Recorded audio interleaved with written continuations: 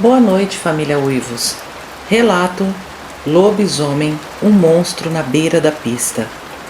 Olá a todos do canal. Irei compartilhar um relato do meu pai, seu Antônio Pereira.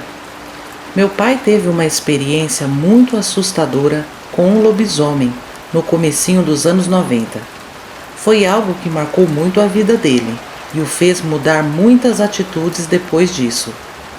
Segue o relato como se fosse ele contando. Olá, me chamo Antônio, sou caminhoneiro. Já tinha cruzado Minas Gerais inteira. Peguei muita estrada de chão, serra, atoleiro. Já tinha visto de tudo, ou achava, pois naquela viagem foi que vi coisa feia.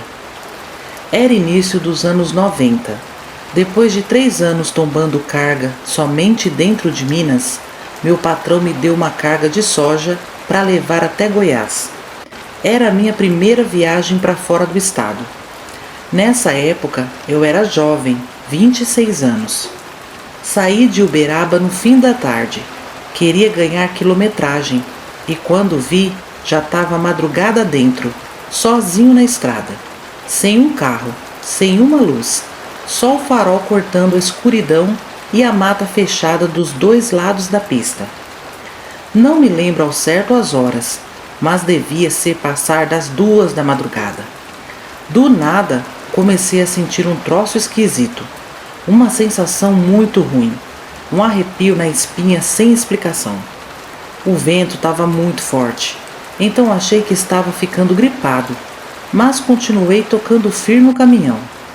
De repente, vi um vulto atravessando a pista. Bati a mão na buzina e farolei, mas aquilo não se mexeu. De relance, vi aquele corpo disforme, totalmente peludo, as pernas tortas. Parecia um homem, mas não era. Era maior, muito maior. Quando estava me aproximando, aquilo deu um pulo para dentro do mato. Foi um pulo muito alto. Passei assustado olhando para o lado, mas não vi mais aquela coisa. Esfreguei os olhos e pensei que o sono estava me pregando uma peça, mas quem dera fosse sono. Quando passei, o bicho veio atrás. Ele saiu da mata no meu encalço, correndo de 4. Ágata, eu ainda tinha dúvidas do que poderia ser aquela coisa, mas quando firmei os olhos no retrovisor e vi que aquilo se levantou e continuou correndo como um homem, fiquei sem acreditar. Aquilo era realmente um lobisomem. Acelerei mais ainda e o lobisomem voltou a correr como um cachorro, ganhando cada vez mais velocidade.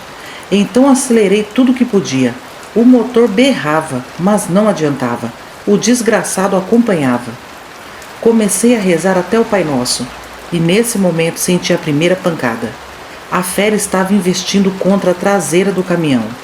Eu ouvi os estalos da estrutura do baú. Aquilo estava tentando derrubar a carga e tombar o caminhão. Eu fazia zigue-zague, jogava o caminhão para o acostamento e de volta para a pista, na tentativa dele desistir. E numa dessas, acabei atingindo a criatura. Vi aquela bola de pelos rolando pelo acostamento. Respirei até aliviado, mas não durou muito. Quando olhei novamente pelo retrovisor, vi o lobisomem correndo atrás novamente. O suor já escorria pelo meu rosto. Minhas mãos suavam agarradas no volante. Eu já não sabia mais o que fazer para despistar aquela criatura. Mesmo machucado, aquilo não desistia. De repente eu vi uma luz. Era um bar de beira de estrada. Parecia muito antigo e tinha uma placa escrita Bar do Zé. Ágata, sem pensar 2 vezes, joguei o caminhão no acostamento, puxei o freio de mão, desci da boleia e saí correndo. Abandonei a carga para lá. A porta do bar estava semi-aberta. Entrei ligeiro. Tinha um velho arrumando os engradados atrás do balcão. Ele me olhou até espantado e comecei a pedir socorro e tentar fechar aquela porta de rolamento que parecia estar emperrada. Eu gritava para aquele velho: "Me ajude a fechar a porta, ele vem vindo!" Mas aquele velho veio em minha direção numa calmaria que me deixou pasmo. Trancamos a porta com todas as trancas possíveis e o velho nem perguntou nada, enquanto eu estava até sem ar, me arrastando até uma cadeira. Tá vindo atrás de mim, falei ofegante, apontando para a estrada. O velho apenas olhou pela janela e disse: já senti, ele tá lá fora. Em questão de minutos, a porta recebeu o primeiro golpe. O barulho de lata velha balançando foi assustador. Em seguida, ouvimos os barulhos de pancadas contra o caminhão. Corri até a janela também, para ver melhor aquilo. E antes não tivesse feito aquilo, porque até hoje tenho pesadelos. O lobisomem rodeava o veículo, tentava morder os pneus, arranhava a lataria, tentava abrir as portas da boleia, estava destruindo tudo. E quando percebeu que eu realmente não estava lá, se virou para o bar. Aí as pancadas veio forte. Ele se jogava contra a porta, rosnava. Eu corri até o balcão e me encolhi perto das caixas. O bar inteiro tremia com os impactos. Foi aí que o velhote pegou uma espingarda lá nos fundos e ficou mirando para a porta. Enquanto lá fora o bicho não desistia. Aquilo uivava tão alto que eu sentia meus ouvidos vibrarem. Ágata, o restante da madrugada foi assim. Horas e horas daquele inferno. Eu pensei que ele ia conseguir entrar. E eu não estava confiante naquele velhote. Aquilo se afastava, corria, se jogava contra as paredes. Em um momento ele conseguiu subir no telhado, derrubou as telhas, quebrou o beiral. Dava para ouvir as telhas trincando. A qualquer momento ele ia despencar para dentro. Eu tremia de medo e o velhote só dizia: fica quieto, seu moço, ele só vai embora quando amanhecer. Mas o tempo não passava. Lá fora o caminhão já estava todo arrebentado, a lataria amassada, as portas emperradas, minha carga toda espalhada pela estrada e o lobisomem cada vez mais furioso. Eu só pedi a Deus para tudo aquilo acabar logo, nem que fosse da pior forma, com ele me atacando, mas que o tormento tivesse logo um fim. Minha mente já estava um farrapo. Quando finalmente o primeiro risco de luz apareceu no horizonte, aquele lobisomem desceu do telhado e deu um grito terrível, desesperado, e saiu correndo. Eu ainda estava sem conseguir mexer um músculo sequer. Minha camisa estava grudada em mim de tanto suor. O velho então abriu a porta e com a mesma calma me falou: calma, rapaz, ele já se foi. Esse trecho é assim, tem muitos lobisomens por aqui. Ágata, eu olhei para ele sem acreditar no que tinha acabado de viver. Saí do bar devagarinho, olhando para todos os lados. Estava um cheiro muito forte de óleo diesel e carniça. Logo começaram a chegar outros caminhoneiros e ficaram espantados com minha história. Pedi a um deles que acionasse um guincho na próxima parada. O caminhão estava destruído. Horas depois, quando o guincho chegou, me senti mais aliviado. Agradeci o velho e saí daquele trecho sem olhar para trás. Ainda bem que meu patrão acreditou na minha história, mas o prejuízo foi grande. Só depois de alguns dias é que fui pensar: por que aquele velho estava com o bar aberto naquele breu, naquela hora da madrugada? Devia ser louco ou muito corajoso de ficar ali sozinho, sabendo que tinha lobisomem rondando ali. Enfim, depois dessa situação, Ágata, aprendi a não viajar de madrugada. Escapei por muito pouco. Bom, Ágata, esse relato é verídico. Aconteceu com meu pai. Iremos acompanhar no seu canal.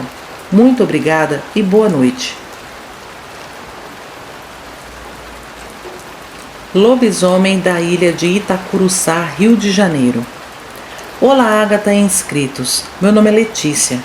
Depois de ouvir vários relatos do canal, resolvi compartilhar o meu também. Para quem já contei, não acreditou muito. É difícil as pessoas acreditarem que lobisomem é real e que muitas pessoas já viram o bichão. Mas enfim, deixo a critério de vocês acreditar ou não. Isso aconteceu quando eu tinha 13 anos, em 1984, e vivia com meus pais na ilha de Itacuruçá, na costa verde do Rio. Meus pais eram devotos fervorosos e eu participava do grupo de jovens da igreja. Minha mãe liderava as novenas nos vilarejos isolados da ilha. Naquele ano fomos chamados por Dona Lourdes, uma senhora da comunidade, para fazer uma novena na Restinga, um lugar onde poucas famílias ainda moravam. Ficava entre manguezais e trilhas. As casas simples eram de pau a pique. O lugar era meio isolado do resto da ilha. Fomos de canoa. Eu, minha mãe, Dona Lourdes e o Padre Augusto, recém-chegado de São Paulo. Ele ainda estava se acostumando com a ilha, cheio de entusiasmo, e hoje, eu diria, até uma certa ingenuidade de quem nunca conheceu o interior profundamente. Bom, assim que atracamos, um pescador se aproximou de nós com cara fechada e nos perguntou: "Vocês vão rezar na casa dos Mendes?" Minha mãe confirmou que sim. E aquele pescador teve uma atitude muito estranha. Fez o sinal da cruz, depois virou as costas e saiu sem dizer nada. Achamos muito estranho. Mas então Dona Lourdes disse: "Não liga não, padre. Os pescadores bebem demais. Esse aí já deve estar bêbado." A casa dos Mendes ficava no meio do mangue, numa clareira, meio encharcada, cercada por bananeiras e com cheiro forte de limo. Era simples, mas ajeitada. Já na casa colocamos a imagem de Nossa Senhora sobre a mesa. Quando já estávamos preparando a reza, um cheiro insuportável invadiu a casa. Uma mistura de peixe podre, mofo e sangue velho. Era horrível. Dona Lourdes enrugou o nariz e resmungou: "Credo, só pode ser o Naldo." Perguntei quem era e ela me respondeu baixinho: "O Naldo, ele vive enfiado no mato, caçando coisa ruim. Dizem que até urubu ele come." Eu fiquei horrorizada com aquela história. Mas pouco depois, vimos um homem magro, bem alto, com a pele descascada de sol, olhos fundos e vermelhos, com os pés descalços, cobertos de lama e o cabelo embaraçado e arrepiado para cima, passando lá fora, desconfiado. Ele nos encarou e seguiu por uma trilha no mangue. Minha mãe perguntou à dona da casa: "Quem é esse rapaz?" A mulher respondeu: "É o Naldo. Mora aqui com a mãe dele. O pai morreu afogado quando ele era menino. Desde então vivem sozinhos."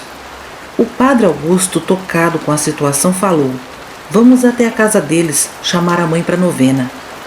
Pegamos uma trilha apertada e fomos. A casa deles mal dava para chamar de casa. Eram 4 paredes de barro rachado, o telhado caindo e o chão era pura lama. A mãe, Dona Gioconda, nos recebeu com um sorriso, os olhos esbranquiçados, cegos, a pele marcada por cicatrizes escuras. "Entrem, entrem", disse ela tateando o batente. Então o padre a convidou: "Venha participar da novena, Dona Gioconda. É aqui pertinho. Depois trazemos a senhora de volta." Ela aceitou o convite e falou: "Nossa, faz tanto tempo que eu não ouço uma reza." Dona Gioconda parecia um fiapo humano, muito magrinha, cheia de hematomas, nem dentes tinha. Ela disse que vivia trombando com as paredes. Ficamos com muita pena dela. Mas enfim, a levamos na casa da novena. Rezamos, cantamos, comemos bolinhos de chuva com chá e Dona Gioconda, depois de comer, adormeceu numa cadeira, como quem não sabia o que era paz há muito tempo. De repente, o tempo começou a virar para chuva. O céu escureceu. O vento começou a soprar entre os bambuzal, até que as lamparinas se apagaram de uma vez só. No meio daquele breu, enquanto tentávamos acender novamente as lamparinas, ouvimos estalos pesados lá fora e um grito animalesco ecoou, arrepiando até nossos fios de cabelo. Quando conseguimos reacender uma das lamparinas, vimos aquela coisa tremenda parada na porta. Ágata era muito feio. Estava em pé, se equilibrando nas pernas tortas. Tinha os braços longos e unhas grandes. O corpo era coberto de pelos, igual um urso. A cabeça era igual a de cachorro e jumento. Os dentes grandes eram para fora da boca, os olhos amarelos e as orelhas caídas. O padre Augusto, assustado, deu um grito: "Em nome de Deus, isso é um lobisomem!" Aí pronto, começou a gritaria e correria dentro daquela casa minúscula, e o lobisomem na porta, impedindo nossa saída. Aquele bicho urrava e mostrava os dentes. Dona Gioconda, que estava cochilando, acordou e falou em voz alta: "Calma, ele veio me buscar." Mas ninguém deu ouvidos a ela. Os poucos homens que estavam na novena pegaram o que estava pela frente e usaram como armas. O lobisomem recuou e saiu correndo pelas trilhas, e os homens foram atrás. mas minutos depois voltaram. Era perigoso demais seguir o lobisomem. Tivemos que passar o restante da noite trancados dentro da casa, pois dava para ouvir ao longe aqueles uivos horríveis. Ele ainda estava por perto. Assim que amanheceu, o padre decidiu levar Dona Gioconda para a cidade, para ser cuidada num hospital. Ela concordou de imediato, mas antes pediu para ir até sua casinha. Fomos com ela até lá, mas quando chegamos lá, não tinha mais casa, só um monte de cinzas. Contamos a ela que a casa havia sido incendiada, e com tristeza ela falou: foi ele não gostava que eu saísse de casa. Bom, pegamos nossa canoa e saímos apressados daquele lugar. Dona Gioconda ficou viva por mais alguns anos, aos cuidados da igreja. Meus pais e eu fomos embora um tempo depois, mas até hoje lembro desse ocorrido e me pergunto o que será que aconteceu com o tal do Naldo. Será que ainda é vivo? Será que atacou outras pessoas? Enfim, há muitos anos que eu não moro mais no Rio de Janeiro, mas nunca esqueço daquela noite. Foi muito assustador ver aquele lobisomem parado na porta nos intimidando. Esse foi o meu relato, Ágata, minha experiência com o lobisomem de verdade, e espero não ter outra. Muito obrigado e boa noite. Esses foram os relatos de hoje, família. Em ambos os relatos ficou nítido o pavor e o medo que essas pessoas passaram. E olha, eles tiveram muita sorte de saírem ilesos, viu? Vamos aos primeiros salves do mês de junho?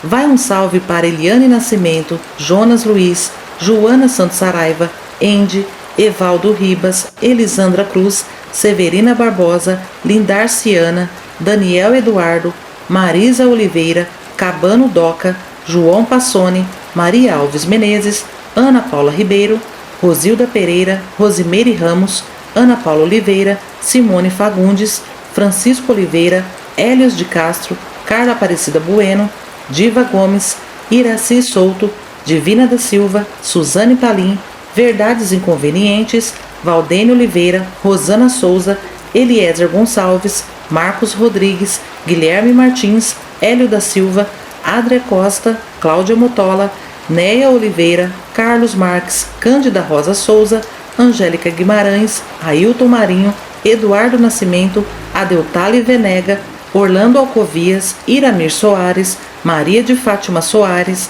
Jefferson Sabreira Duarte, Marcelo Stradman, Ana Maria Santos, Beatriz Reis, Ana Paula Mendes, Velda, Antônio Júnior, Ângelo Augusto da Silva, Vanessa Pereira da Silva, Florinda Dias, Thalita Silva, Bode Velho, Luciano Luiz Sena, Camila Marques, Nilce do Lago, José Carlos e Arlete de Freitas. Obrigada, família Uivos, por ficarem comigo até o final do vídeo. Me despeço agora desejando a todos uma noite abençoada, uma excelente semana, um abração da sua amiga Ágata e até sexta-feira, família Uivos. Tchau, tchau!